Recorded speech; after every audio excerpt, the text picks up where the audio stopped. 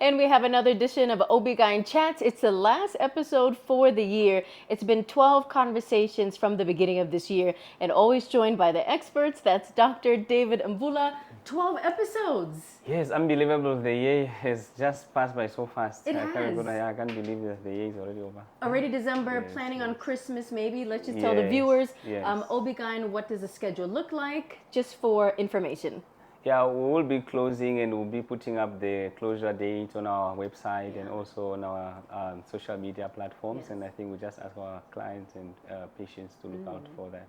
Perfect, perfect. But before we go on leave, Doc, endometriosis, I know that this is very close to your heart, Doc. We've unpacked it so many different times, but it's also getting into more detail. So Yes. for those that didn't follow conversations with a live broadcast, let's do it from the beginning by mentioning what does that mean?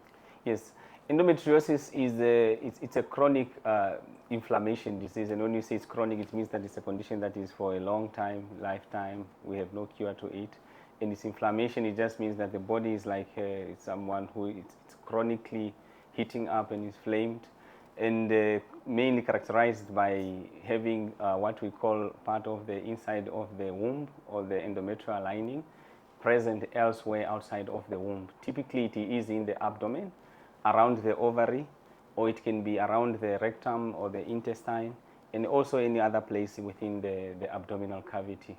And this is what we call endometriosis. And what causes it, Doc? The true cause of endometriosis is unknown.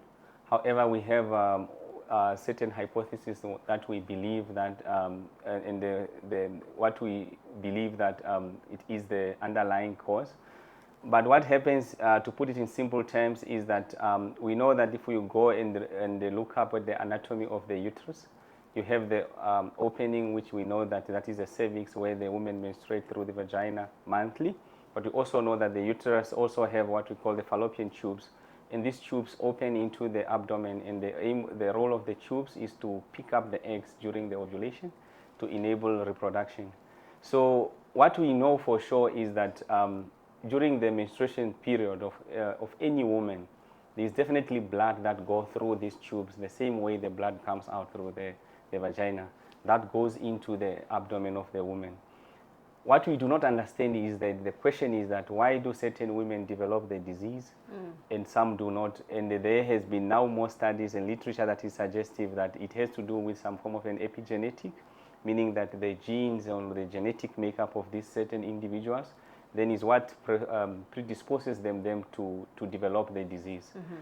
Because, like I said, it is present in every woman's during the menstruation cycle that the blood goes into the abdomen, but not everyone develops it. And not knowing the cause makes it very difficult to trigger. How can you prevent it? Is that correct? Exactly, very much, exactly. We can't prevent the disease, and it's just about now, once we make the diagnosis, how do we then manage the patient? Yes. So how does one manage? Doc, if a patient comes and you do the test, how do you actually do the test in order to prove or see that she is diagnosed with that? Yes, so historically, it used to be believed that we first need to make a diagnosis by seeing, meaning that we either do an operation, we see that there is now this form of part of the endometrium present outside else, and then you confirm the diagnosis. That could have been done by opening up a patient or even maybe doing the minimally invasive surgery such as laparoscopy, then you confirm the diagnosis. However, the latest literature, it has been suggested, and there is now that we must now moving away from that type of approach, and we should be based on, number one, history, meaning that if a patient comes to us with a history having symptoms suggestive of the disease, it is good enough, and then we do a physical examination. Those two are good enough to make the diagnosis. And from the symptoms, the patient typically presents with a chronic history of one, lower abdominal pains that is always present around the lower part of the body, and typically this pain gets worse when they are on their periods. And also then it can be associated with other symptoms, such as they may have pain during sex, or they may then just then present with any other pain which is not really characterized. But typically what is very important is that it just worsens during the menstruation. And then when you do a physical examination, depending on the extent of the disease, we may pick up the disease such as present in the vagina, present in the rectum, or in the ovary. If we do an ultrasound, it enables us to make the diagnosis.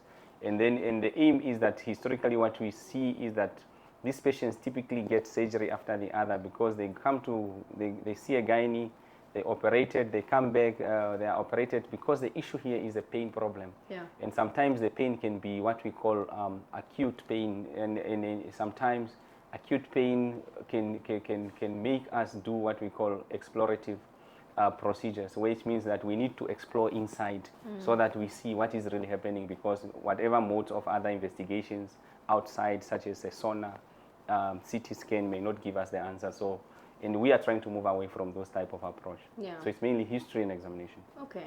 Once the results come back positive, what is the process and how does a lady manage this? So in terms of then once we make the diagnosis, then it now depends. Now we need now to sit down with the patient and look at the problem and say, is it a pain problem? And they will maybe highlight a little bit as well, because endometriosis does have an impact on the fertility, or is it someone who is maybe trying to conceive, or someone else who, and so it all depends on individualized what is their need. So if it's a pain problem, our job is to try to alleviate the pain from the patient, and then this is we manage the pain using traditionally hormones, which are found to be very effective. We give them contraceptive pills, so especially the progesterone only, such as Visan, is found to be very, very effective, or and also combined contraceptive pills. And most of the time you give these patients and the pain is gone. If the pain is gone, we then explain, like I said, it's a chronic, and it's all about improving the quality of the life of the patient. And then that is done. Then depending now on other factors, if now the patient has other factors, such as depending on the type of endometriosis, if it is a big one, for example, have a big ovarian cyst that is very symptomatic, those are maybe patients that may require surgery. Or if they have what we call the deep infiltrating type of endometriosis, which is now going into the other organs, and really because of the pain, it may not respond well to the hormones. Those are then the type of patients that may require surgery. So it can either be just oral tablets, mainly typically hormones, or we can also consider surgery, but it all depends on the need and also the clinical assessment at that time. Apart from pills, treatment, how can someone's lifestyle really improve or help her? So yeah, there has been, lifestyle is important, especially diet. There's a few studies that have shown that diet that contain what we call anti-inflammatory or agents that can reduce inflammation, because it's a chronic inflammation, does help, especially seafood-based, fish oil, this type of diet, and also using antioxidants such as nuts and all this, they help to improve. So diet is one of them. And also a simple exercise can help, as it helps the people to improve with the pain management, and they tend to cope better, because of when you exercise, you are experiencing pain, and it's just helping with the coping. So it's exercise and a little bit of diet, yeah. Great. Doc, any concluding remarks? Yeah, in terms of concluding remarks, is that endometriosis is a common condition. It affects about 1 in 10 women on average that we see have this condition. And the challenge is that it is underdiagnosed. I recently saw a young patient that has been managed. She is 24, but she says since the age of 17 she has been seeing colleagues, and I also want to put it out there, especially to colleagues, general practitioner, if they see a patient and they are not responding, they maybe may refer them to a gynecologist for a thorough assessment, because what we've been seeing, it is not normal for a young woman to have painful periods. Yeah. The moment you need to take painkillers every month, that warrants further assessment to make sure that those patients do not have endometriosis. So it is underdiagnosed. That is one. From our side, we need to do better in terms of improving, because the specific young girl that I was referring to, she had a very big, what we call endometrioma or ovarian endometriosis, and that significantly would compromise her future fertility. And that is the problem of delayed diagnosis, because if we diagnose them early, we treat them early, especially with the hormones, we tend to suppress the disease, and at least we delay the progress of the disease, and they tend to have better future reproductive outcomes. And the longer we delay, then the more. That is one. And it's also for patients as well. We are encouraging our patients that if they really have unbearable type of menstruation periods, they need to seek a gynecological advice. It is not normal to have painful periods. That require you to be booked off, to take painkillers and every month, and I think it's better assessed than not assessed. I think those would be a few remarks, and I think we'll probably have a second talk on this to No, we need to. follow-up talk in terms of the long-term effects, like you said. Exactly. So, doctor, I think this is the time to wish our viewers the best wishes. Yes, as we wrap up the year 2024, would like to wish our every Namibian a Merry Christmas and a happy, prosperous 2025. Yeah. And be safe on the roads. Thank you very much. Doc, job well done.